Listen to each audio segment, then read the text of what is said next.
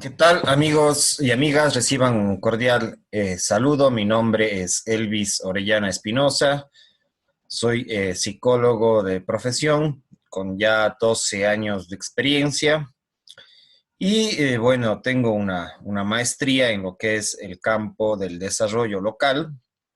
Justamente es el tema del día de hoy que vamos a abordar en esta videoconferencia. La psicología del desarrollo local. ¿Cómo se vincula la psicología con el desarrollo local? Dos componentes importantes. Por supuesto, si hablamos de psicología del desarrollo local, estamos hablando de corrientes de la psicología o corrientes psicológicas. ¿Sí? La base para entender el desarrollo local desde el punto de vista psicológico es las corrientes psicológicas.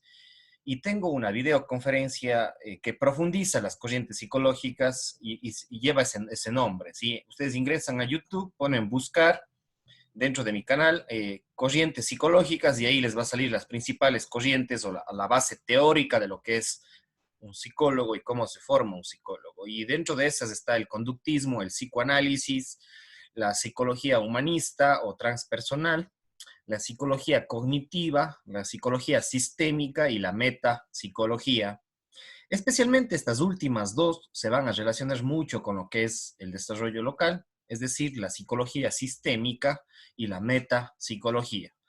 Ya son dos corrientes que están muy vinculadas con el tema que vamos a abordar el día de hoy, que es desarrollo local, desde el punto de vista psicológico. Pero también las otras corrientes sí aportan de alguna manera a entender lo que es los procesos locales, el desarrollo local, y pues les invito también, hay otras conferencias que tengo, cada una de estas es también, aparte de la general que es corrientes psicológicas, tengo conferencias específicas por cada una de estas escuelas o corrientes, ¿ya?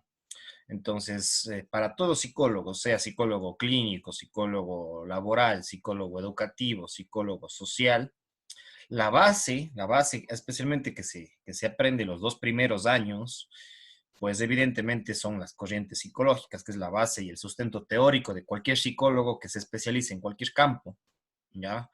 Entonces, por eso siempre, antes de abordar cualquier tema concreto, pues reivindico y especifico que las corrientes de la psicología son muy relevantes para todo psicólogo. Una vez comprendido esto y recomendado las conferencias que son específicas de estos temas, pues vamos a lo que es los estudios del desarrollo, ¿sí? ¿Qué es esto de los estudios del desarrollo? Antes de ir al desarrollo local, es importante conocer lo que es el desarrollo, ¿sí? El desarrollo, que es una parte principalmente estudiada desde la economía, ¿sí? La economía del desarrollo. Los estudios del desarrollo provienen, ¿sí? Cuando yo estudié la maestría en desarrollo local, pues lo primero que nosotros tuvimos como base es estudiar las visiones o las corrientes del desarrollo. Asimismo, como hay las corrientes psicológicas, hay las corrientes del desarrollo. Pero el desarrollo ligado al tema de el desarrollo económico, ¿sí? Por eso es que la mayor parte de mis compañeros en la maestría en desarrollo local, pues el 70, más del 60-70% eran economistas, porque los estudios del desarrollo provienen justamente de la economía y un poco también de la sociología, ¿sí? Pero principalmente de la economía. Y dentro de la economía hay un campo especializado que es la economía del desarrollo. Ahora, dentro de la psicología, y cuando uno estudia también psicología, por supuesto que también hay una materia que se llama la psicología del desarrollo, pero hay que diferenciar entre la psicología del desarrollo y los estudios económicos sobre el desarrollo. ¿Por qué? Porque la psicología del desarrollo más corresponde a lo que tiene que ver con la psicología evolutiva, ¿sí? La psicología en las diferentes etapas que atraviesa un ser humano, es decir, desde su vientre, la infancia o la niñez, la adolescencia, la juventud, la adultez y pues la vejez. Entonces, cuando uno estudia psicología del desarrollo, tiene que ver con un componente de la evolución, ¿sí? Psicología evolutiva, psicología en las diferentes etapas de evolución de un individuo a través de su edad. Entonces, la base de la psicología del desarrollo es entender las edades por las que atraviesa una persona, un individuo, ¿ya? Y en cambio, los estudios del desarrollo, ¿sí? Los estudios del desarrollo y concretamente lo que es la economía del desarrollo, tiene que ver con la economía, asimismo del crecimiento, ¿sí? Un proceso como evolutivo de las economías, pero referente a indicadores económicos, puramente lo que es el desarrollo económico. Entonces, sí tienen un aspecto en común, que es la evolución. El uno es la psicología evolutiva y el otro es la economía evolutiva, es decir, cómo se van desarrollando. La psicología en el caso del componente edad, ¿sí? Por eso es psicología evolutiva en torno a la edad, infancia o más bien dicho, vientre, niñez o infancia, adolescencia, adultez y vejez.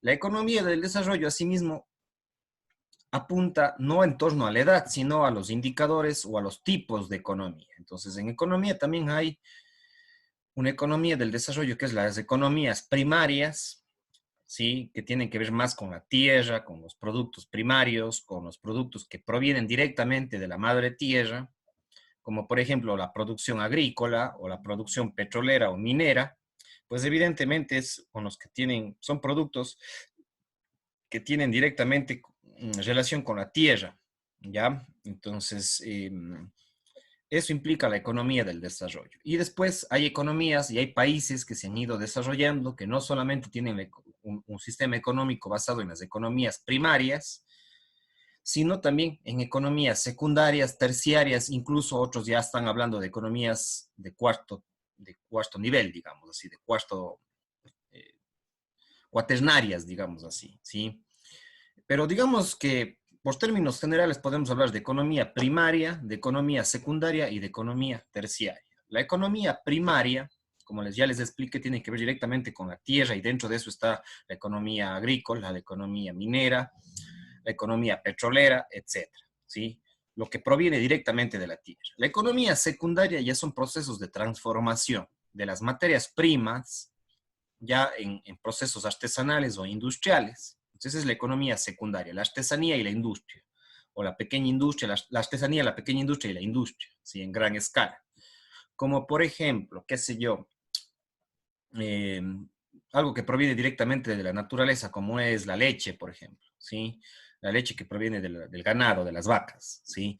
Y eso, si es que yo quiero, digamos, que ya sea industrial, entonces requieren otros procesos bioquímicos, requiere otros procesos industriales para que hacer que esa leche pues tenga otros componentes y pueda preservarse, los preservantes. Entonces, eso ya es una economía que transforma la materia prima, que es la leche, en algún otro producto. O si no, o el producto, por ejemplo, que viene en caja en cajas la leche o viene en fundas, digamos así. Entonces eso ya requiere otros procesos bioquímicos.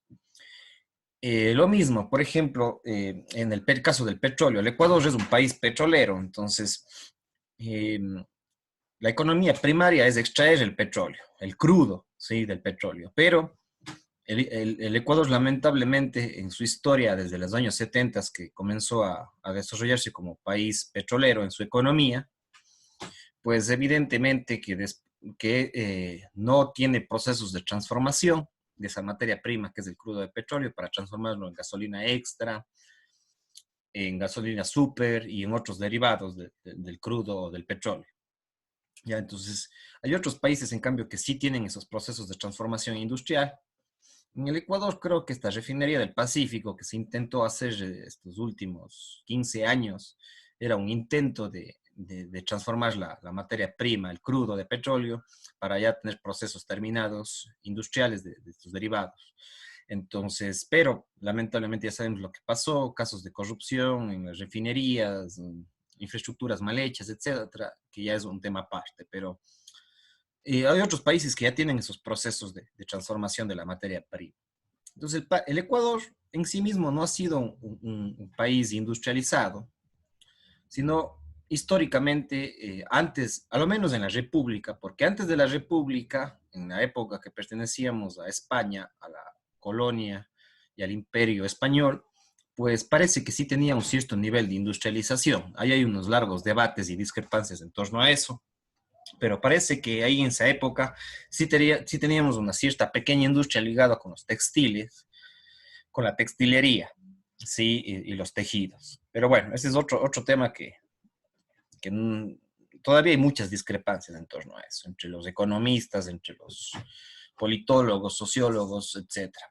Entonces, pero el Ecuador, desde su fundación como república en 1830, después de la independencia y la Gran Colombia, pues hemos sido una economía principalmente primario exportadora y esta economía primaria del Ecuador, del Estado, digamos, del Estado ecuatoriano siempre se ha financiado con esta economía basada en materias primas y exportando. Primero fue el cacao, ¿sí? El boom cacaotero, después fue el banano, mediados del siglo XX, el boom bananero y la exportación de banano que hasta el día de hoy hay, pero ya no es tan predominante, pero todavía sigue siendo importante. Entonces, cacao, banano y petróleo, que es las tres fuentes de ingresos que ha sostenido al Estado y el gobierno ecuatoriano.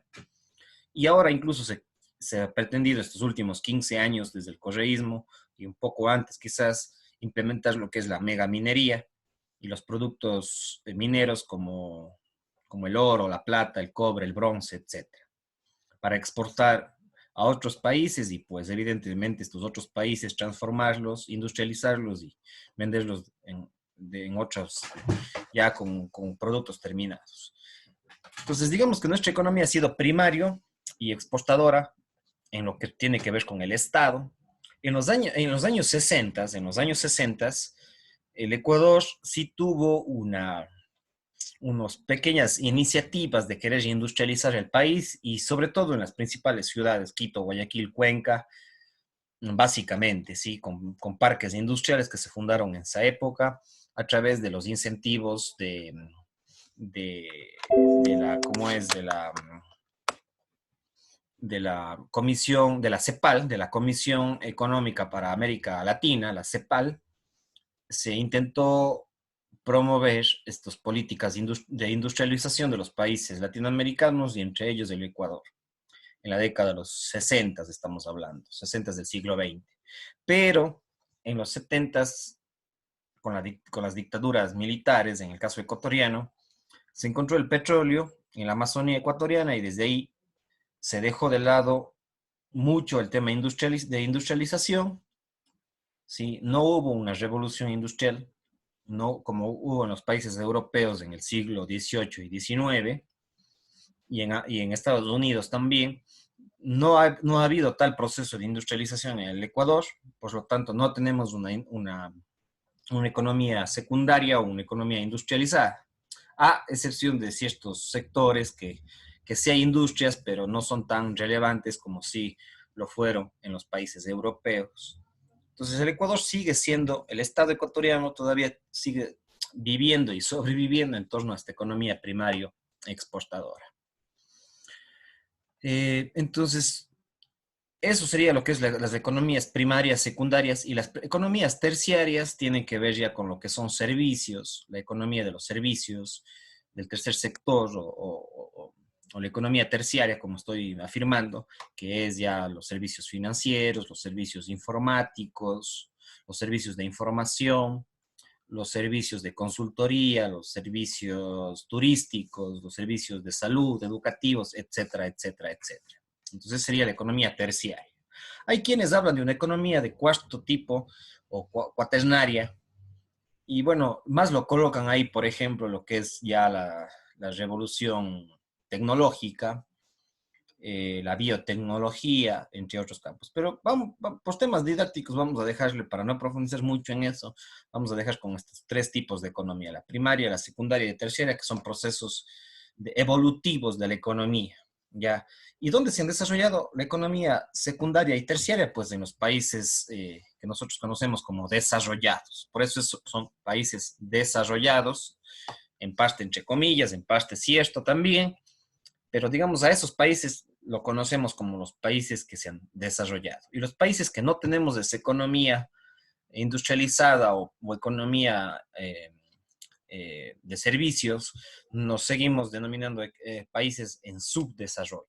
¿Por qué? Porque todavía tenemos una economía primaria y primaria exportadora.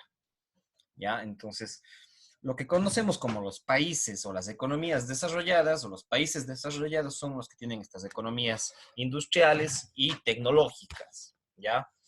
Entonces, de ahí vienen los estudios del desarrollo de la economía, ¿ya? Entonces, en ese sentido, difiere de la psicología del desarrollo en algunos aspectos y en otros aspectos es parecido porque tiene un proceso de evolución.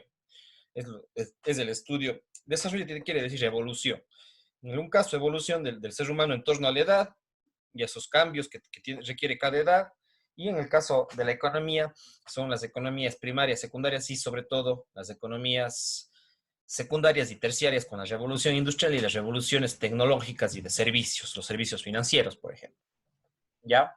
Entonces, dentro de la economía hay un aspecto que son los estudios del desarrollo. Entonces, cuando hablamos de psicología del desarrollo local, no de la psicología del desarrollo y de la evolución, cuando hablo de desarrollo local, estamos hablando, por supuesto, de una psicología con más énfasis, más especialización en lo que es la psicología económica, principalmente. La psicología económica es la que estudia el desarrollo local, ¿ya? Entonces, eso quiero dejar claro. Hay una videoconferencia que yo tengo sobre psicología económica y ahí también explico lo que es el desarrollo local en breves rasgos, en breves rasgos. Entonces, ¿qué estudia la psicología? Dentro de la psicología económica hay el área que es la psicología de la economía del desarrollo. Entonces, a eso me refiero con psicología del desarrollo local, es la psicología económica aplicada al entendimiento del desarrollo local. Y por supuesto también tiene que ver con lo que es la psicología social y la psicología comunitaria. También tiene que ver. Ya, también tengo una conferencia sobre psicología social. Sobre psicología comunitaria no he hecho porque está muy relacionado con lo que es la psicología social y es la que vamos a revisar también el día de hoy. Ya, entonces, pero principalmente los estudios del desarrollo tienen que ver con la psicología económica. ¿Ya?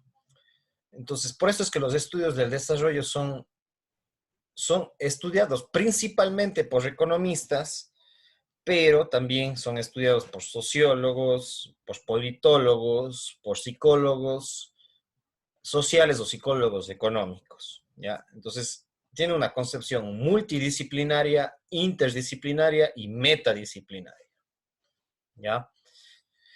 Entonces, digamos que los primeros estudios sobre el desarrollo desde el punto de vista económico, pues evidentemente tienen que ver con el desarrollo económico que ya de alguna manera expliqué, que es cómo las economías van creciendo, van evolucionando, y dentro de eso, uno de los componentes que estudia el desarrollo económico es el crecimiento económico ligado en torno al Producto Interno Bruto, o lo que conocemos como las iniciales del PIB, el Producto Interno Bruto, que permite medir el desarrollo económico de los países, cómo las economías evolucionan, y el PIB lo que mide son la producción de bienes y servicios de un país, sean públicos o privados, ¿ya? Eso es lo que mide el PIB. Y ahí no voy a profundizar demasiado porque cómo se calcula el PIB, porque evidentemente no soy tan especialista en PIB, yo más soy especialista en desarrollo humano, en desarrollo económico, sí, pero ya para medir el PIB requiere unos cálculos econométricos, que ya es un campo más especializado de la economía y de la econometría principalmente. Pero digamos en términos generales, el PIB lo que mide es el crecimiento económico y la medición del crecimiento de la economía de un país sustentado en lo que se produce, ya sea en bienes o en servicios. Todo lo que produce un país en bienes y servicios. Ya si quieren ustedes conocer más específicamente el PIB, pues evidentemente tendrán que consultarlo ya con un economista.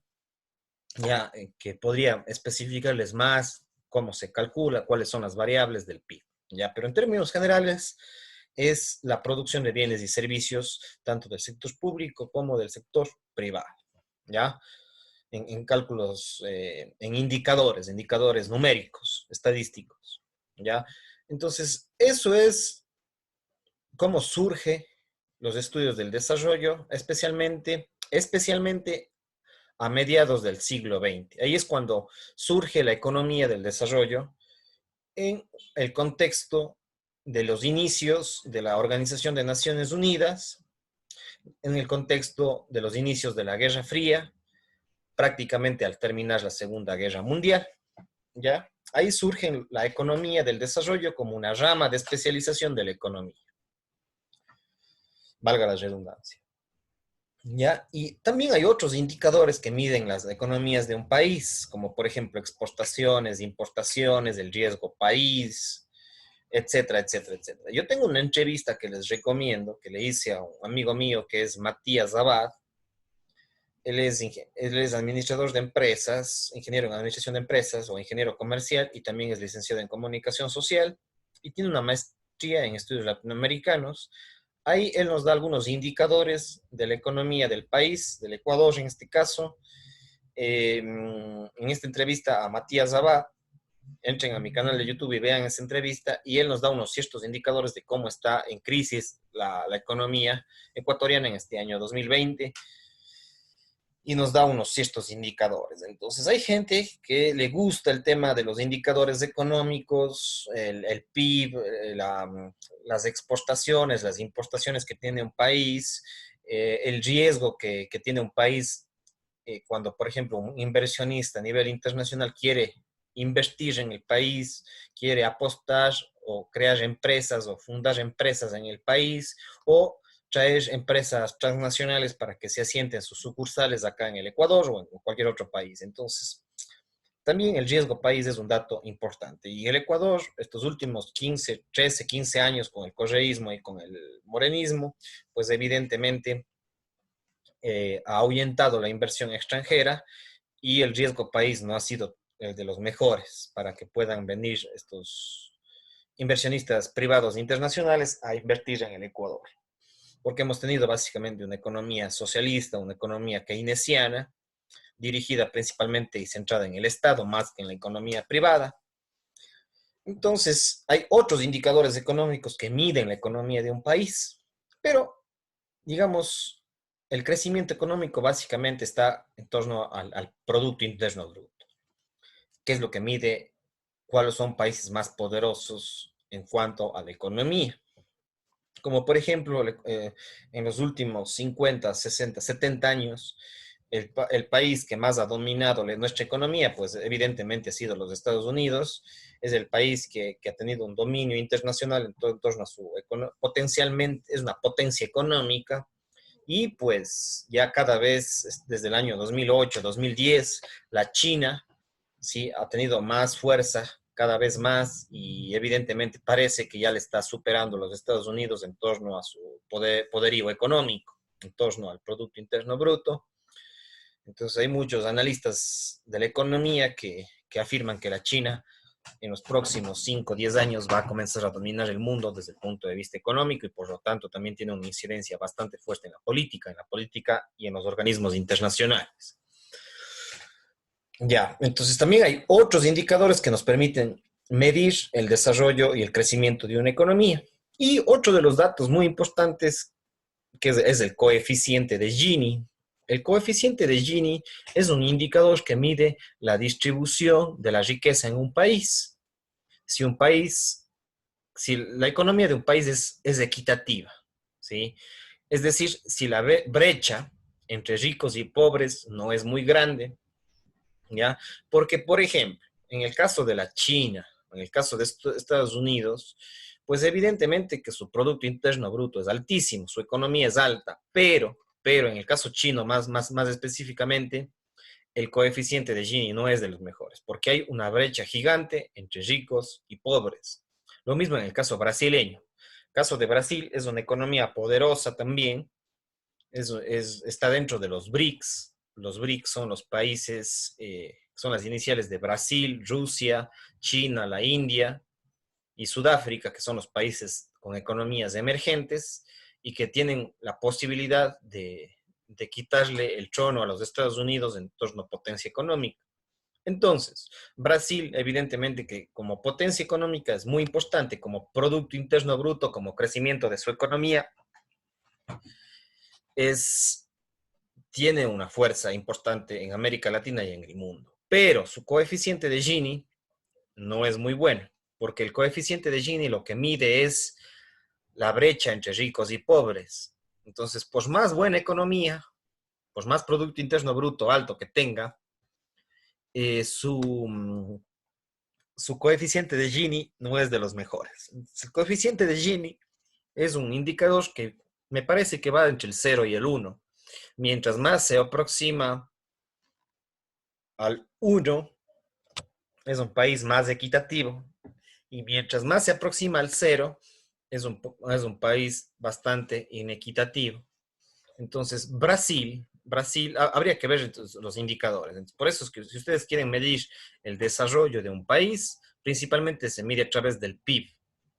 Pero también hay que tener en cuenta otro indicador que es el coeficiente de Gini y comparar para ver qué país tiene mejor coeficiente de Gini. Mientras más se aproxime al 1, pues evidentemente será una economía que entre ricos y pobres no hay tanta diferencia. ¿Ya? Es un indicador con un tinte un poquito más hacia el socialismo. Y, por ejemplo, yo he revisado algunos países que tienen mejor coeficiente de Gini y son los países nórdicos, como por ejemplo Noruega, Islandia. Son países con un buen nivel de coeficiente de Gini que más se aproxima al 1 antes que al 0. ¿Ya?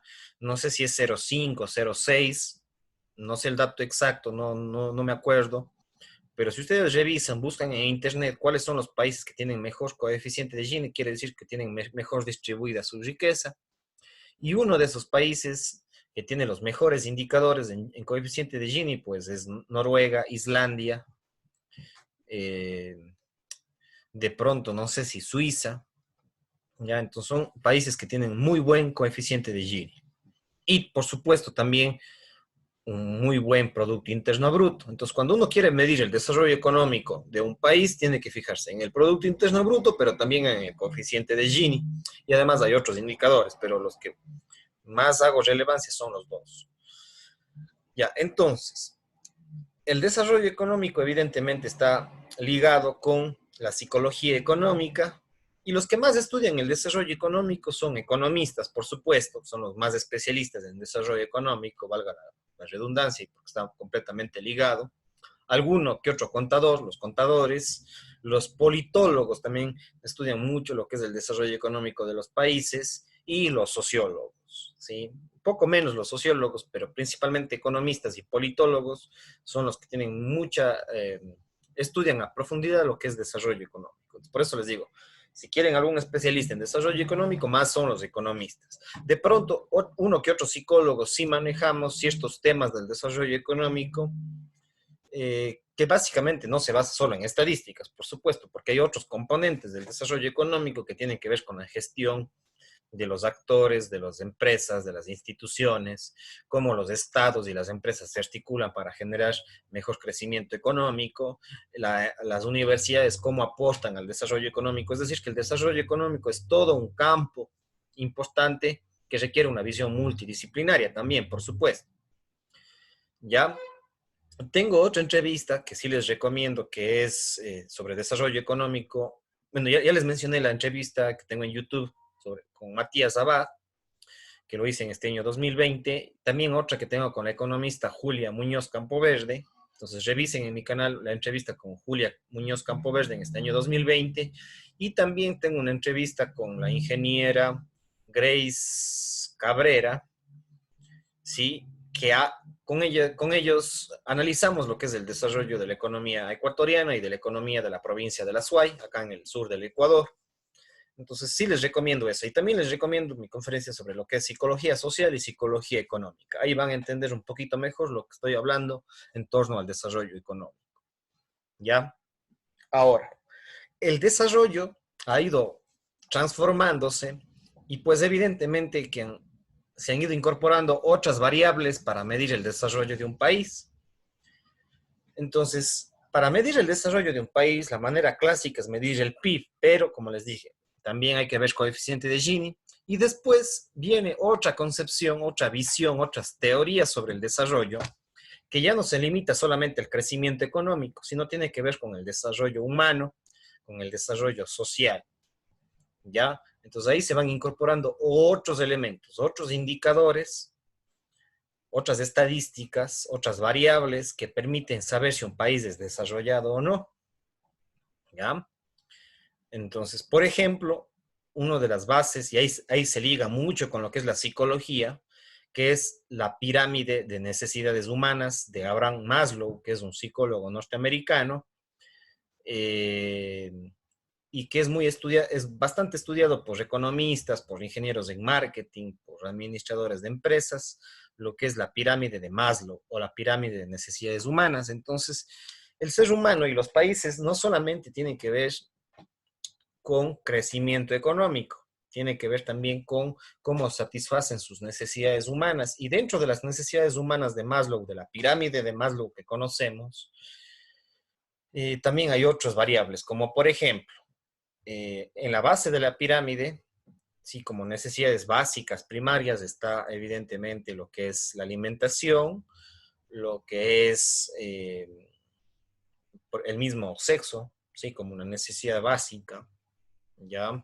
Las necesidades fisiológicas están en la base de la pirámide, que son las necesidades primarias, las más importantes.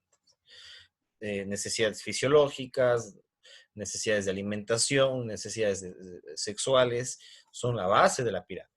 Sí, es como que lo más necesario, valga la redundancia.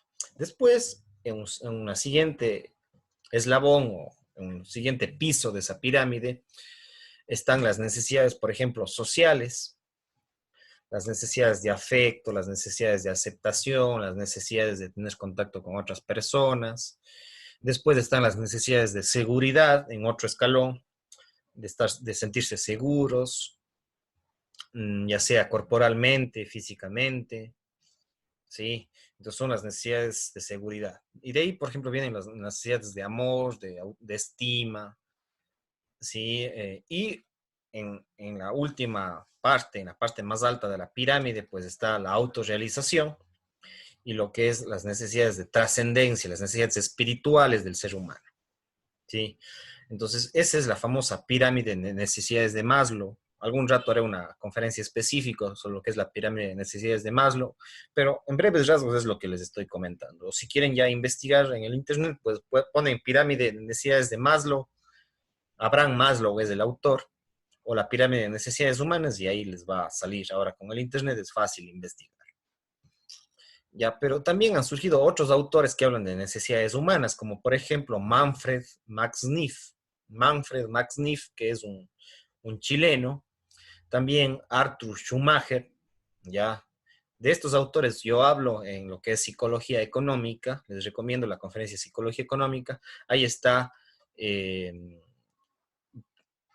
economistas que hablan de otras necesidades humanas, como las estoy mencionando, ¿sí? Manfred Max Neef, el chileno que falleció hace no más de unos 2 o 3 años, recién falleció, fue un autor importantísimo, este chileno, economista, una economía más centrada en el ser humano, una economía a escala humana, que es su enfoque, su visión, la economía a escala humana de Manfred Max Neef. Es otra de las teorías. Y Max Neef habla de una matriz de necesidades humanas, que son bastantes. Es toda una teoría, la teoría del desarrollo humano y de las necesidades a escala humana de Manfred Max Neef. Algún rato quizás tengan la oportunidad de hacerle más una conferencia solo sobre esa teoría. Ojalá haya esa oportunidad de hacer una videoconferencia sobre las teorías de Manfred Max Neef. Y pues otro autor importantísimo es Amartya Sen. Amartya Sen. Sí, el nombre es Amartya y el apellido es Sen, que es un un asiático, un economista asiático que tuvo mucha incidencia en lo que es las Naciones Unidas, la ONU y lo que es el Programa de Naciones Unidas para el Desarrollo Humano, el PNUD. Entonces, él habla de este índice de desarrollo humano y el índice de desarrollo humano tiene que ver con tres aspectos fundamentales. Es un indicador, es un dato estadístico, un indicador que mide lo que es la educación, la salud y el trabajo de una población, de un país, por lo general de un país. Entonces, eso se conoce como el índice de desarrollo humano o las iniciales que es el IDH. ¿Ya? Entonces, todos los países tienen que medir su índice de desarrollo humano, no solamente su Producto Interno Bruto.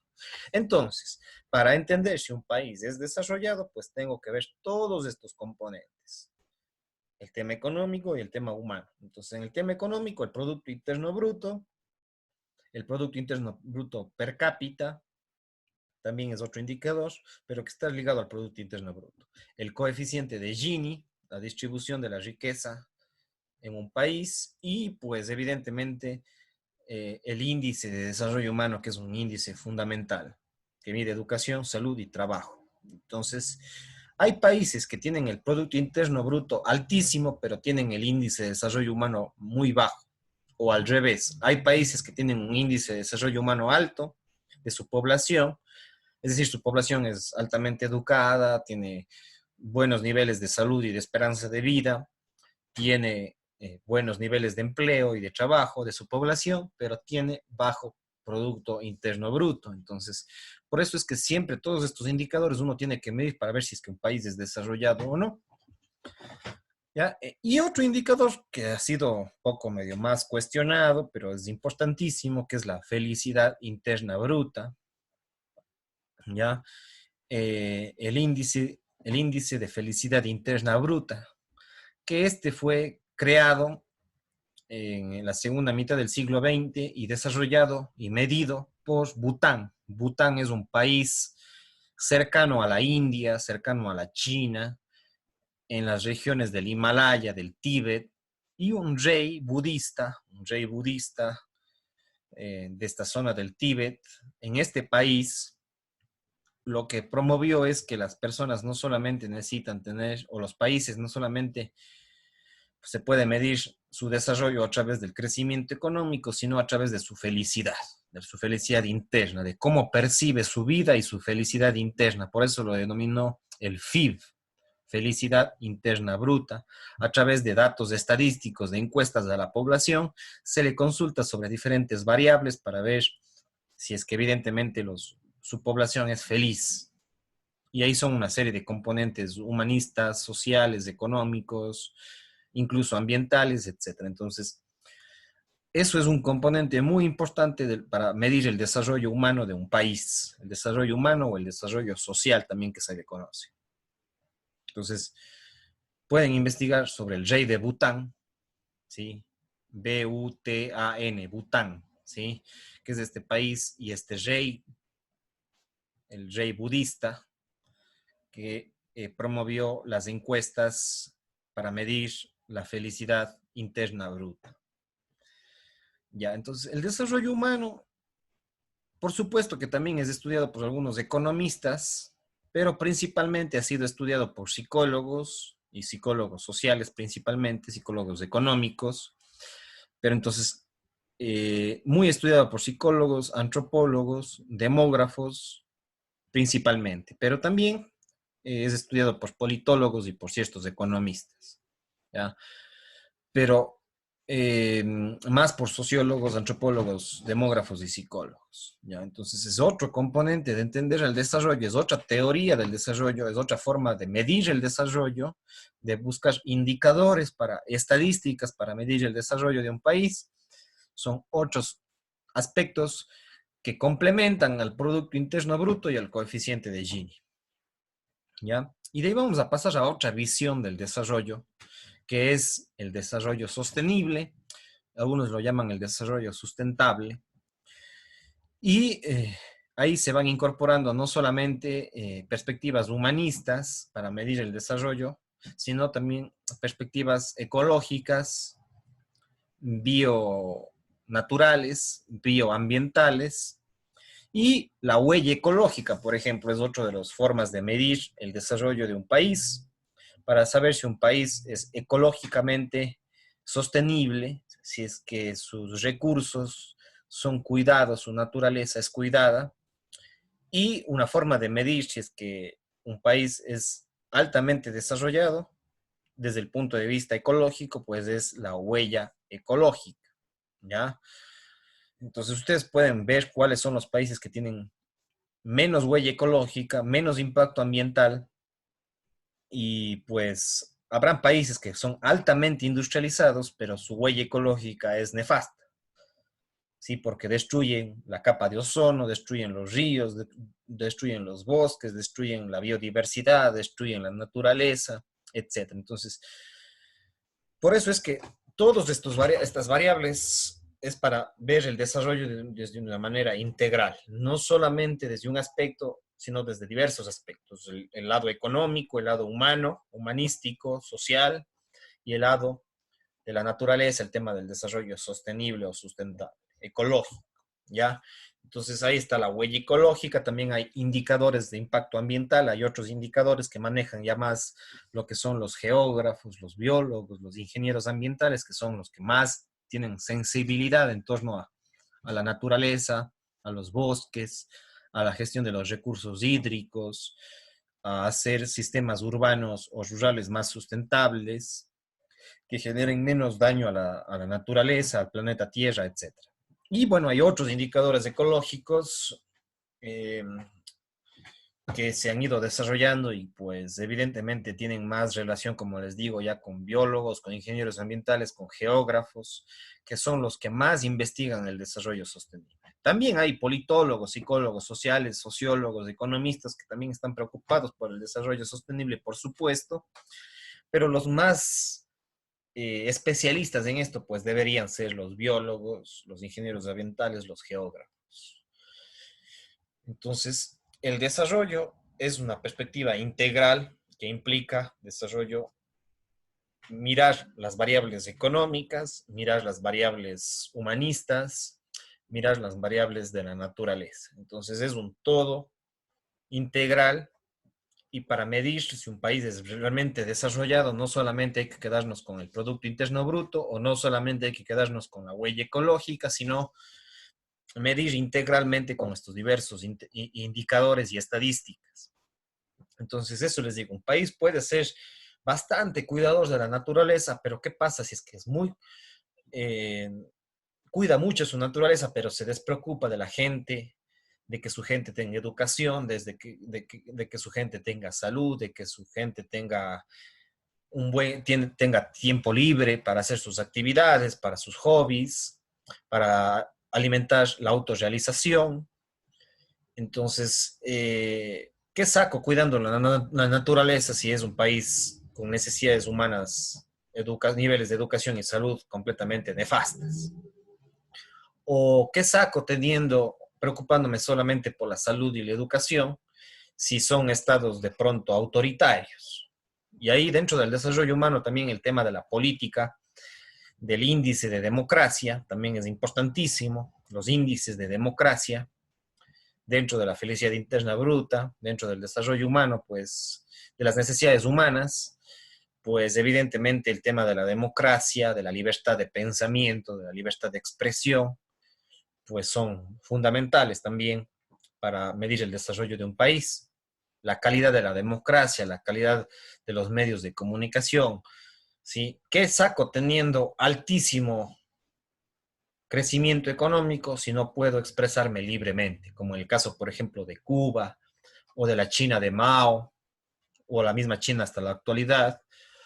O, por ejemplo, ¿qué saco teniendo economías tan potentes como la China o como Estados Unidos si evidentemente no cuidan su naturaleza, si se despreocupan de su biodiversidad, si se despreocupan de su democracia interna, si se despreocupan de la libertad de pensamiento, si se despreocupan por la libertad de expresión, etcétera?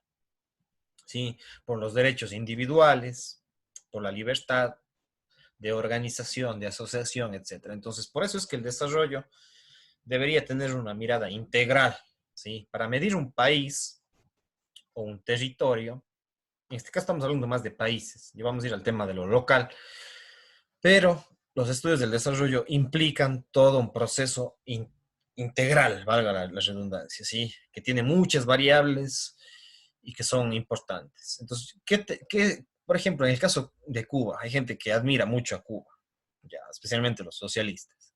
Dicen, bueno, pues evidentemente es un país que tiene altísimos niveles de educación. Bueno, no sé qué tan cierto sea eso, pero ¿qué saco que un ingeniero en, qué sé yo, en bioquímica, con un ingeniero en química, con un ingeniero ambiental, pues no tenga trabajo, que no pueda emprender, que no sea libre y que sea taxista, por ejemplo, sin menospreciar el taxismo, pero si es que él se preparó no para ser un transportista, sino para ser un ingeniero ambiental o un ingeniero químico, ¿qué hace haciendo de transportista? ¿Sí? Ahora, claro, evidentemente habrá otra gente que sí se prepara para ser transportista y le gusta y eso se siente bien, pues todo trabajo es digno. Pero ¿qué saca teniendo, o por ejemplo, o al revés, qué saco teniendo una licencia para ser transportista del camión pesado y total que estoy siendo cocinero o estoy siendo, qué sé yo, educador? Entonces, realmente eso también debería medir el desarrollo de un país. Entonces, no solamente hay que preocuparnos por la educación, por la salud, que son factores importantes, sino por la economía, por la libertad de empresa, por cuidado de la naturaleza, etcétera. Entonces, todos esos son elementos que nos permiten entender lo que es el desarrollo de un país. Y desde el punto de vista psicológico, si yo soy un psicólogo social, si soy un psicólogo comunitario, si soy un psicólogo económico, pues evidentemente tengo que conocer que el desarrollo tiene una integralidad con diferentes componentes interrelacionados, que es la economía, la humanidad, el humanismo y, por supuesto, la naturaleza. La naturaleza, el cuidado de los bosques, de los ecosistemas, de los recursos hídricos. Entonces, todos esos son elementos importantes para medir, para estudiar el desarrollo. Por lo tanto, los estudios del desarrollo necesitan esta visión multidisciplinaria, economistas, contadores, sociólogos, antropólogos, contadores, ingenieros, etcétera, etcétera, etcétera. ¿Ya? Multi, inter y metadisciplinario. Esto de multi, inter y metadisciplinario lo explico más concretamente en una videoconferencia que se llama la metapsicología. Les invito a que vean mi conferencia Metapsicología y ahí explico lo que es lo multi, lo inter y lo metadisciplinario. ¿Ya? Entonces, eso es fundamental. Ahora, vamos con lo que es el desarrollo local. Ya, aparte de conocer lo que es los estudios del desarrollo, tengo que conocer lo que es lo local. Y lo local, pues evidentemente tiene muchos debates que entendemos por desarrollo y por el apellido local. ¿Qué es esto de local? Ya, porque también hablamos de un desarrollo global, que es lo que ya hemos hablado un poco, ¿sí? La mundialización, cómo medimos la globalización, los pros y contras de la globalización, de las instituciones y las empresas transnacionales, como por ejemplo la ONU, la Organización de Naciones Unidas, empresas transnacionales como el mismo Facebook, como el mismo, como el mismo Google, y cómo medimos el desarrollo global, ¿sí? Del planeta en su integralidad, ¿sí? Y de estas empresas transnacionales, globales, ¿sí? Internacionales, etc. Entonces, lo local no se preocupa mucho por lo global. O sea, lo global es importantísimo y es lo que hemos revisado ya, pero también hay el desarrollo regional, que son, por ejemplo, grupos de países. La Unión Europea o los mismos Estados Unidos, ¿ya? Y la Unión Europea, pues son grupos de países, grupos de estados-nación. Y otro ejemplo es la Comunidad Andina de Naciones o los mismos países. Entonces, a eso lo entendemos como desarrollo regional. Es decir, son diferentes escalas que yo puedo entender el desarrollo. Entonces ya tengo el desarrollo, pero yo puedo tener diferentes escalas, el desarrollo global, el desarrollo regional o nacional y el desarrollo local, ¿ya? Entonces, ¿qué entendemos por desarrollo local? Definir lo local es medio complicado, porque para algunos también desarrollo local puede ser, lo local puede ser entendido como un país o el tema nacional. Yo tenía profesores en mi maestría que decían que lo local es lo nacional. Entonces sí puede ser, pero son escalas, son simplemente escalas. De ahí el desarrollo, uno puede mirarlo en diferentes componentes y buscar estadísticas y mediciones con diferentes fuentes de información para entender lo que es el desarrollo.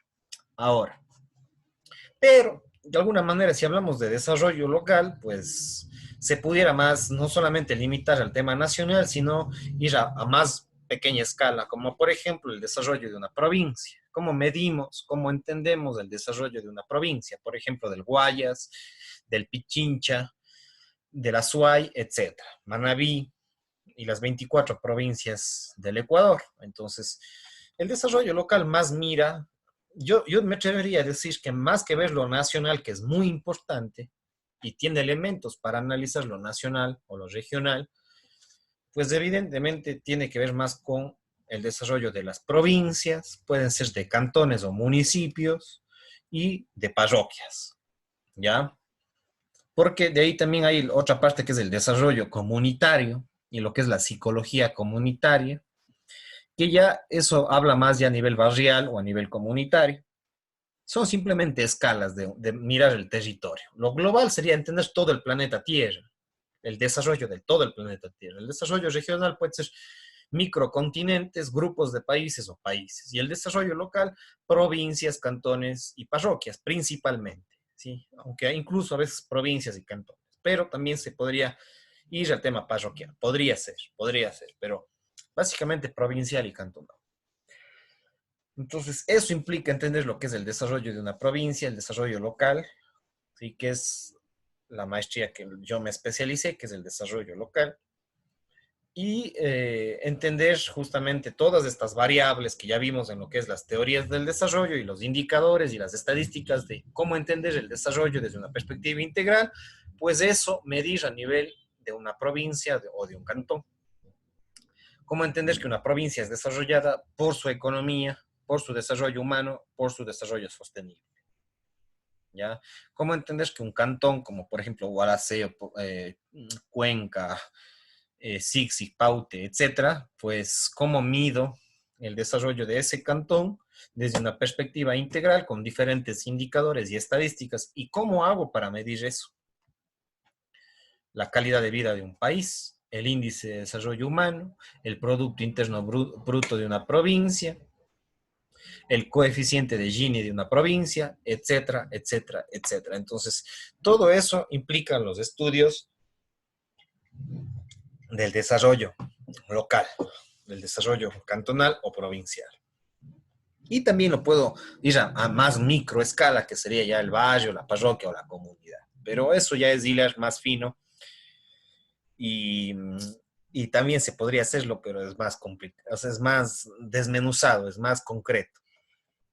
Sí, pero importante cómo apostamos a desarrollar la provincia de la Suay, cómo apostamos a desarrollar el cantón Gualaceo, el cantón Cuenca, el cantón Sixig, etc. Entonces, eso implica tener una mirada del desarrollo local, ¿sí? Entonces, ¿cómo desde la psicología miramos que las personas son importantes para el desarrollo local? ¿Sí? El talento humano, los seres humanos son un pilar fundamental para promover el desarrollo de las localidades. Ya, ahora, claro, es un poco entender qué es las localidades, porque hablamos de desarrollo, ya vimos lo que es el desarrollo, y hablamos de localidad, pues ya algo estamos revisando lo que es local, ya. Es un término bastante debatido. Algunos entienden local lo nacional, otros lo provincial, otros lo parroquial, otros lo cantonal. Y dentro de lo que es las localidades, lo local puede ser entendido como un espacio físico, un territorio, un espacio geográfico o geopolítico. Y ahí nos metemos a otro campo, que es la delimitación del ordenamiento territorial, que es un componente importantísimo dentro del desarrollo local, el tema del ordenamiento territorial. Claro que hay maestrías, si yo conozco maestrías de compañeros que justamente tienen más enfocado lo que es el ordenamiento territorial. Y el ordenamiento territorial, por supuesto, está muy ligado al desarrollo local, pero sí tiene una formación un poquito diferente, porque el ordenamiento territorial, por lo general, tiene que ver con los arquitectos, que son los especialistas en el espacio, arquitectos, geógrafos. Los geógrafos son los que estudian los territorios desde el punto de vista de los mapas, de la cartografía, de los indicadores. Incluso ahora se habla de sistemas de información geográfica, los GIS, ¿sí? Los GIS. Hay programas hasta informáticos para manejar los sistemas de información geográfica en torno a hacer diagnósticos de los territorios. Y pues el cantón, por ejemplo, Gualaceo o el cantón Cuenca, tiene territorios que son urbanos, que son suburbanos o que son rurales. Por ejemplo, el caso de Baños o de Ricaurte, en el caso de Cantón Cuenca, son territorios suburbanos. Es decir, que no son ni completamente rurales ni son completamente urbanos. Son suburbanos o periurbanos. También estudia lo que son los asentamientos humanos y el urbanismo. Entonces, por eso ahí entran los arquitectos. Los arquitectos son muy estudiosos de lo que es el urbanismo. Ahí tengo yo una entrevista con un arquitecto que es un amigo mío, que es Nelson Muy Cabrera. Tengo una entrevista hecha ahora en el 2020 al arquitecto Nelson Muy, y él no es especialista tanto en urbanismo, pero sí en proyectos arquitectónicos, y eso está ligado de alguna manera al urbanismo. Entonces, los arquitectos estudian, sí tienen muchos conocimientos de lo que es el urbanismo, no todos, pero hay algunos que sí conocen lo que es el urbanismo. Claro, lo que no son tan especialistas es el ruralismo, ¿ya? En eso son más especialistas los sociólogos o los psicólogos sociales, lo que es el ruralismo, ¿ya? Y algunos economistas también son bastante ruralistas. Pero los que han sido más estudiosos de las ciudades, de los centros poblados o los asentamientos urbanos, son evidentemente los arquitectos y los geógrafos. Son los que estudian todo lo que es el urbanismo y el ruralismo. Los geógrafos, lamentablemente en nuestro país, concretamente en el Azuay, no hay ingenieros geógrafos. Lo que tenemos es licenciados en ciencias de la educación con mención en historia y geografía, pero no tenemos un título de geógrafo en el Azuay. Con algunas maestrías como el ordenamiento territorial, los sistemas de información geográfica o las mismas maestrías en desarrollo local, pues evidentemente con esas sí se aporta a lo que es conocer la geografía. Pero sí tenemos una carencia en el Azuay que no formamos, las universidades ahí hay que hacerles un jalón de orejas, deberían generar una titulación en geógrafos, que es muy importante para el ordenamiento territorial, porque si no hay los arquitectos o los ingenieros en sistemas que manejan la geografía. Ahora se habla incluso de geomática, que es geografía aplicado mezclado con informática, la geomática. Ahí la Universidad de la SUAY ha trabajado mucho en el IERCE, que es un instituto de estudios de régimen seccional, que tuve la oportunidad de trabajar. Ellos tienen una cierta especialidad en lo que es la geomática, incluso han promovido maestrías en geomática. Pero como título de tercer nivel sí nos hace falta formar y crear alguna carrera en las universidades de la SUAY que sea de geógrafo. Asimismo, como hay sociólogo o hay abogado, nos falta una carrera que sea de geógrafo. Porque esos van a ser más especialistas en lo que es la gestión territorial y el ordenamiento territorial. ¿Ya? Entonces, es un componente importante. De ahí lo que es también, lo que implica el ordenamiento territorial también es entender los sistemas viales, los sistemas de conectividad humana o la conectividad entre los centros poblados y la comunicación, ¿sí? Los medios o las estrategias comunicacionales, pero básicamente lo que es los sistemas viales. Y ahí entramos ya al campo de la ingeniería civil, de la ingeniería ambiental, lo que son la construcción de vías o los ingenieros viales. En el Ecuador y en el Azuay tenemos ingenieros civiles, pero no tenemos ingenieros viales. Sí nos haría falta ingenieros viales, que es una rama de la ingeniería civil.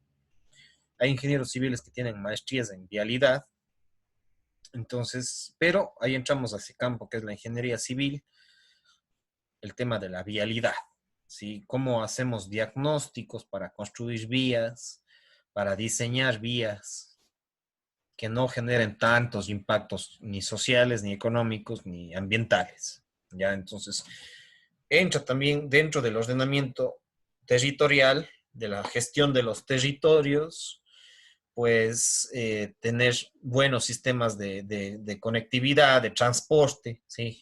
Caso, por ejemplo, de los transportes urbanos también, caso de Cuenca, por ejemplo, con el tranvía, que es un tema muy polémico y que prácticamente ha quebrado a la ciudad de Cuenca desde hace unos 10 años, con el correísmo que se implementó este famoso tranvía que hay en muchas ciudades, pero que le ha generado a Cuenca no se lo ha manejado, creo que de una manera efectiva y pues hasta el día de hoy no entra en funcionamiento a cabalidad.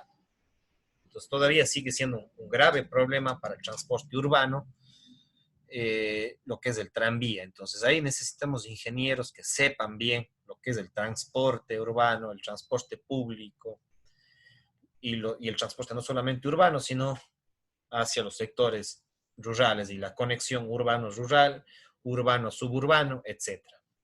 Y también ahí entramos a otro tema que son los equipamientos sociales y deportivos, cómo equipamos a las ciudades, a los pueblos, a los cantones, con infraestructuras sociales, como por ejemplo puede ser un parque infantil, un parque especializado, un parque ambiental, o puede ser canchas deportivas de básquet, de fútbol, de tenis, de bicicross, de montañismo, etcétera. Entonces, ¿cómo implementamos infraestructuras que permitan a las sociedades, a las ciudades, a los pueblos, a los cantones, pues tener buenas infraestructuras adecuadas a sus necesidades, ¿ya? Y que no sean elefantes blancos, que es un tema fundamental también, porque si no a veces la gente prioriza canchas cuando le hace falta agua. Tiene la cancha ahí, pero no tiene sistemas de agua o no tiene sistemas productivos. Esto pasa muchísimo en cantones como el que yo vivo y en otros cantones vecinos, donde que la gente prioriza elefantes blancos, grandes canchas, grandes iglesias y a veces no tienen ni qué comer, no tienen ni sistemas de riego, no tienen ni sistemas productivos, no tienen ni huertos y está priorizando más la cancha que los sistemas de riego, por ejemplo, para la producción agrícola o biológica. Entonces son temas que requieren mucho debate, priorizar las necesidades de un pueblo, de una comunidad, de un cantón, de una ciudad. ¿Ya? Y lo mismo, cómo gestionamos los sistemas ecológicos, tanto en lo urbano como en lo rural, los sistemas de alcantarillado, los sistemas de manejo de desechos sólidos, de la basura en las ciudades, cómo hacemos sistemas de reciclaje en los pueblos, en las ciudades, en los cantones.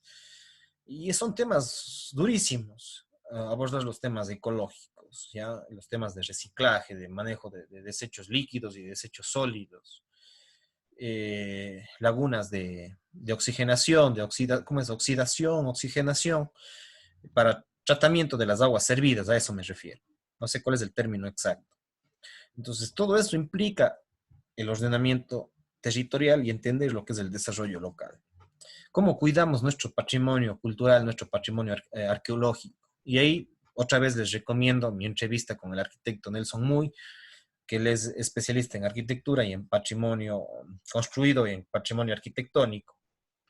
Cómo cuidamos de nuestros sitios arqueológicos, cómo la gente les damos valor a nuestra cultura, a nuestros sitios construidos.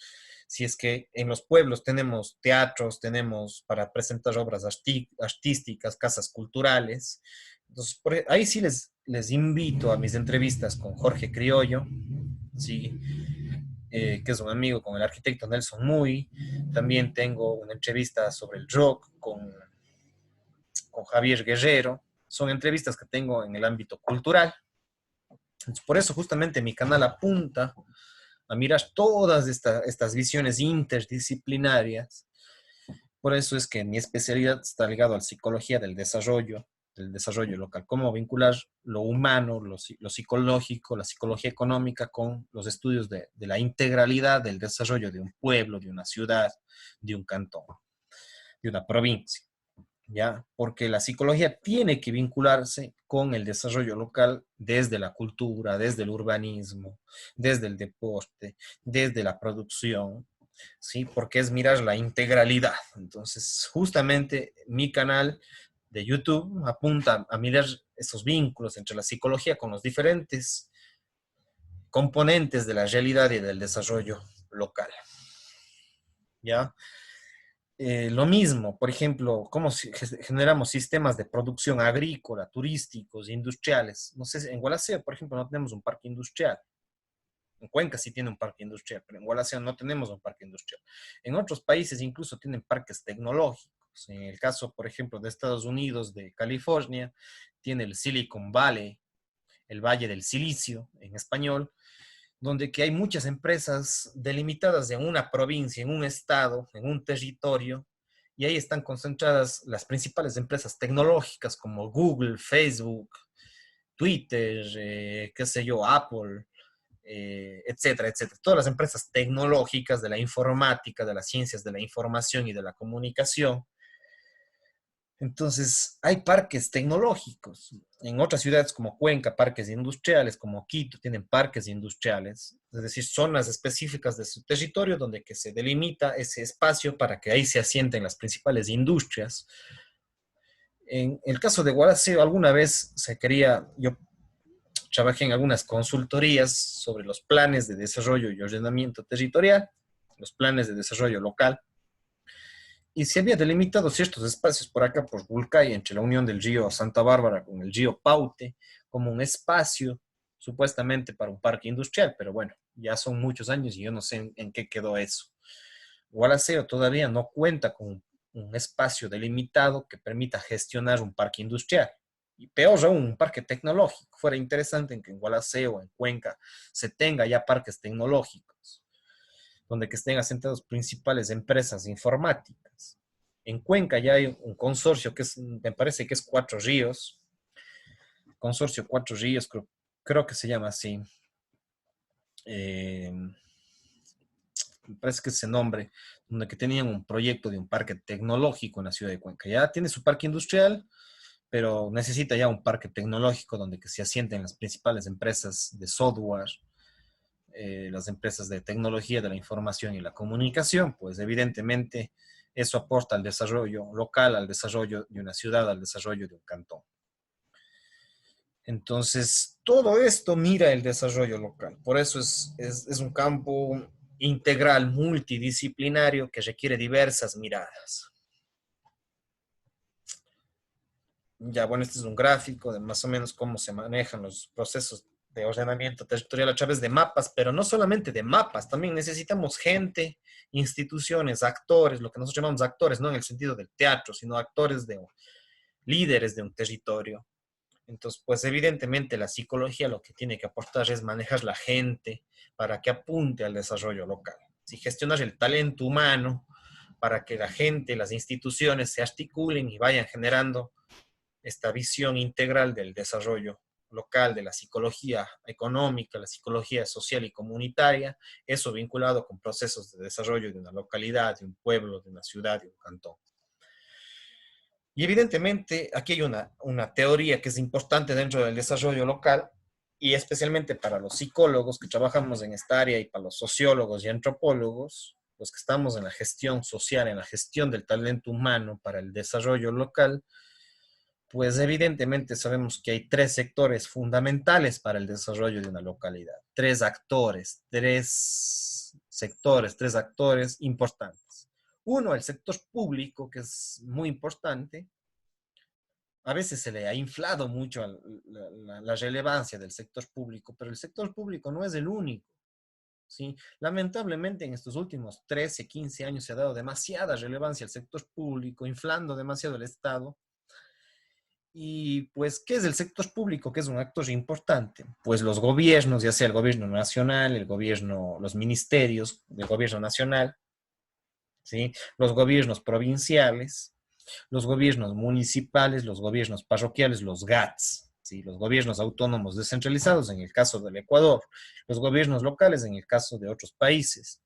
Entonces los gobiernos pertenecen al sector público y son un actor fundamental, pero no el único. Eso hay que tener en cuenta. Son un actor importante, pero no es el único sector.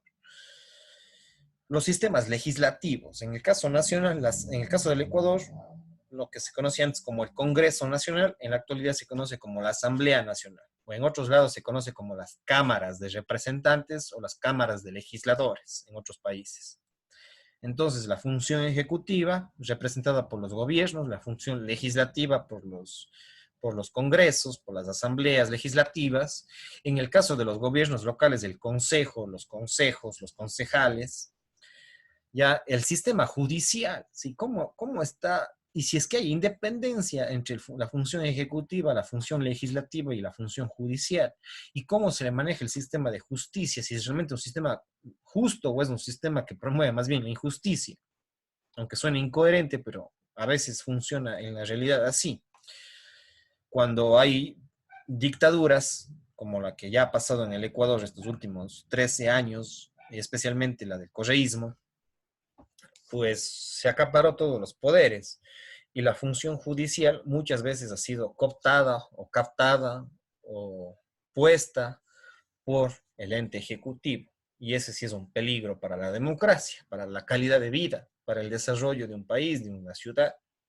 Que un presidente concentre todos los poderes y las funciones del Estado, evidentemente que es un grave problema, ¿sí? Entonces, el sistema judicial tiene que ser independiente a la función legislativa y a la función ejecutiva o a los gobiernos. Y tiene que ser un sistema bien llevado, bien manejado, justo, ¿sí? Porque es el que administra la justicia, pues. Entonces, eso es muy importante, ¿ya? Los sistemas judiciales, la administración de justicia, la academia. Hay academias, pues, que pertenecen tanto al sector público como al sector privado. Entonces hay academias o universidades que están administradas por el sector público, ya las universidades estatales, las universidades públicas y los medios de comunicación. Sí, lamentablemente a veces los medios de comunicación también son administrados por los gobiernos o por las asambleas y sabemos qué ha pasado en los últimos 15 años, donde que muchos medios de comunicación eran dominados por la función ejecutiva.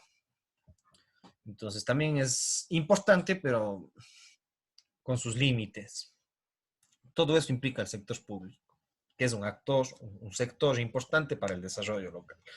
Pero como les digo, no es el único. También está el sector privado.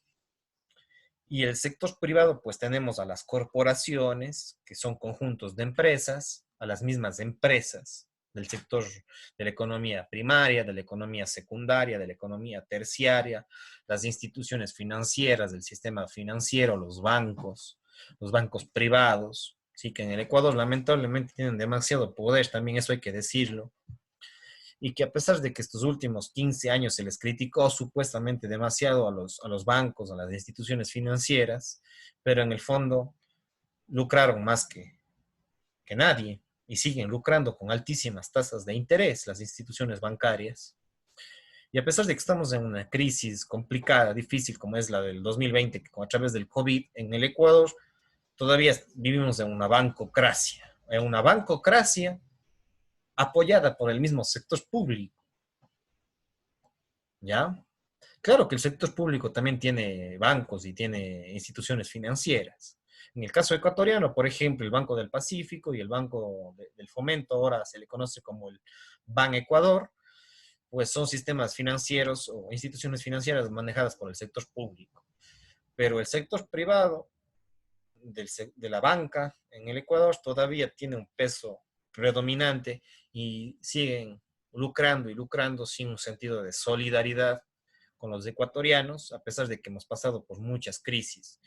Y en el Ecuador tuvimos una tremenda crisis bancaria en el año 99, manejado irresponsablemente, sí, por ciertos actores, y evidentemente la crisis que estamos atravesando en este 2020 con el COVID y que venimos arrastrando desde el 2014 con la caída del precio del petróleo, pues evidentemente la banca no ha sido tocada y cada vez nos suben y manejan tasas de interés altísimas.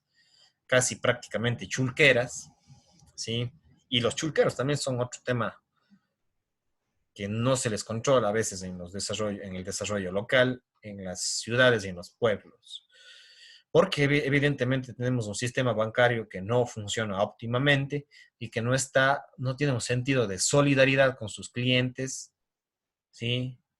Que no tiene un sentido de solidaridad y líneas de crédito con los ciudadanos de una ciudad, valga la redundancia, o de un pueblo, de un cantón.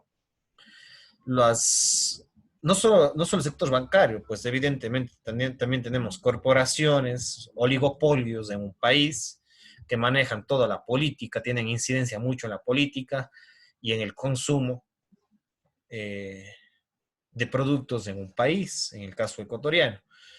Y empresas que en cambio quieren competir en el mercado, pero que no pueden sostenerse en el tiempo porque hay otras corporaciones que concentran todo el mercado. No solamente en la banca, sino en las industrias, en los alimentos, en el turismo, en la educación, en la salud, pues evidentemente tenemos la necesidad de fomentar la empresa, la libertad de empresa, la libre competencia, pero no que utilicen al Estado para beneficiarse ciertas corporaciones y ciertas empresas, incluso en las localidades. Empresas administradas por los mismos políticos a veces y con sistemas de corrupción altísimos. Entonces eso no es libre competencia, pues eso es aprovecharse de la gente, aprovecharse del Estado, de los gobiernos locales, de los municipios, de los gobiernos provinciales para seguir lucrando. Y eso no garantiza la libertad de competencia ni libre mercado. Entonces, el sector privado es fundamental, fundamental para el desarrollo de un país, de una provincia, de una ciudad, de un pueblo, y que a veces ha tenido demasiadamente incidencia, pero no ha permitido que crezcan otras empresas, otras microempresas familiares, sociales. Entonces, los sectores empresariales, las cámaras de industria, las cámaras de comercio, las cámaras de la producción, las cámaras de la construcción, son actores fundamentales siempre y cuando sean entes democráticos que se articulen con el sector público y que promuevan un desarrollo compartido, un desarrollo local, integrando lo ambiental, lo humano y lo económico. Lo mismo los medios de comunicación, la academia, las universidades y por supuesto los individuos privados, que son entes importantes. Las universidades privadas a veces no son completamente privadas y mucho menos los últimos 15 años. Y a veces también hay universidades que se aprovechan y que cobran precios altísimos, lucrando sin un sentido de solidaridad con la comunidad, con el desarrollo local. Entonces, el sector privado es un sector importantísimo. El sector público también es otro sector importante para el desarrollo local, para la psicología económica, social o comunitaria. Y otro sector es el sector civil o de la sociedad civil. Los individuos, las familias, las asociaciones civiles, las cooperativas de ahorro y crédito, las de cooperativas de transporte, los sindicatos, las fundaciones, las ONGs, las organizaciones no gubernamentales, las academias de la sociedad civil, los medios de comunicación populares o de la sociedad civil, son otro sector importantísimo, el tema de la sociedad civil o del sector civil. ¿Ya? Entonces, tenemos el sector público, tenemos el sector privado y muchas veces nos olvidamos que hay un sector civil que no tiene mucho que ver ni con las grandes corporaciones o las grandes empresas, ni con el sector público estatal, que son justamente las asociaciones civiles, las cooperativas de ahorro y crédito, que no tienen mucha incidencia con el sector público ni con el sector privado. Las fundaciones, las ONGs, la cooperación al desarrollo, pues evidentemente son un factor importante y que a veces han desaparecido, otras veces han lucrado demasiado, en vez de ser organizaciones sin fines de lucro, han sido organizaciones con lucro sin fin. Eso es una realidad, que son necesarias, pero tienen que también manejarse con un sentido ético, de conciencia, etc. Entonces, todos estos sectores, el sector público, el sector privado y la sociedad civil o el sector civil, tienen que articularse para pensar en un desarrollo integral, en un desarrollo local integral, en un desarrollo local sostenible, en un desarrollo local humano, social, desarrollo económico, que garantice justamente los niveles de prosperidad, de crecimiento, de equidad, de igualdad y de libertad, ¿sí? Todo eso implica el desarrollo local, ¿ya? Entonces, desde el punto de vista de la psicología social, desde la psicología económica, estos tres sectores tienen que ser articulados, bien manejados, porque en el centro siempre va a estar el ser humano, que permite articular al sector público, al sector privado y a la sociedad civil, ¿sí? Para tener un desarrollo integral. Y finalmente les invito a otras videoconferencias que tengo, que ya he mencionado a lo largo de esta conferencia sobre psicología del desarrollo local, cómo se vincula la psicología con el desarrollo local. Pues les invito a otras conferencias en mi canal en YouTube, como Elvis Orellana Espinosa, que es la psicología sistémica. Tengo una videoconferencia sobre psicología sistémica, una videoconferencia sobre psicología económica, otra sobre psicología social, otra sobre psicología cultural, otra sobre metodologías de la investigación, sobre sociogramas. Tengo una conferencia sobre sociogramas que es importante para gestionar los actores o los involucrados o los sectores del desarrollo.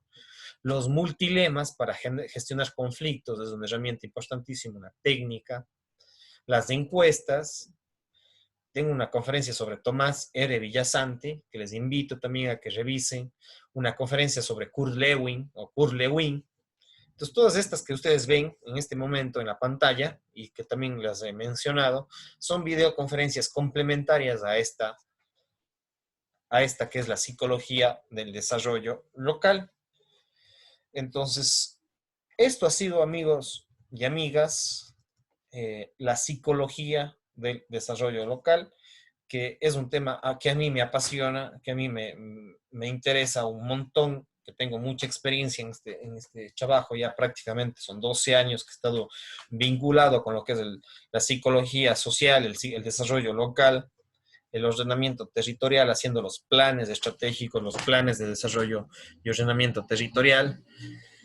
Y, por supuesto, las fundaciones, las ONGs, las academias, que son un pilar fundamental para todo esto. Entonces, esto, al menos a mí, es una conferencia fundamental, es mi área de especialidad de la psicología vinculada al desarrollo local. Entonces, por eso es que, repito nuevamente, en mi canal de YouTube, como Elvis Orellana Espinosa, siempre estoy invitando a diversos actores del desarrollo local para mirar los diferentes temas que involucra todo esto, ¿sí? Para un mejor desarrollo de los pueblos, de los cantones, de las ciudades, de las comunidades, de las parroquias, porque necesitamos gente capacitada, que sean investigadores de la psicología del desarrollo local, de la psicología comunitaria. Entonces, esta es mi conferencia, pues les invito a que me sigan en las diferentes redes sociales, en Facebook, en YouTube, en Instagram, en Twitter, en Blogger, LinkedIn, y mi número de teléfono que ven en pantalla acá en el Ecuador. Estoy ahorita con problemas en mi WhatsApp, pero en otras conferencias sí menciono mi WhatsApp. En el caso que no les conteste es que no está dañado, pero si no, directamente a mi número convencional en el Ecuador, 593, que es el código del país, 07, que es el código de la provincia del Azuay, código telefónico, y el número de teléfono acá en Guaraceo, en el Azuay, Ecuador, 2255-459. Y, por supuesto, suscríbanse y síganme, vean los videos, las conferencias en YouTube, y estoy para servirles como consultor, como asesor, desde el punto de vista psicológico, desde la psicología organizacional, desde la psicología social, que aporte al desarrollo local, ¿sí? Entonces, esta conferencia es fundamental y me ha gustado mucho compartir todos estos conocimientos, y es mucho más, requieren muchos otros análisis, mayor profundidad, pero digamos en pastillita, en esta hora y media, pues les he dado lo que es la importancia de vincular psicología con desarrollo local. Con esto, amigos y amigas, me estoy despidiendo. Pues los que me están siguiendo en Facebook, vayan a mi canal de YouTube, suscríbanse si es que pueden, síganme ahí y vean las diferentes conferencias que ya les recomendé. Su servidor, Elvis Orellana Espinosa. Cuídense mucho. Chao, chao.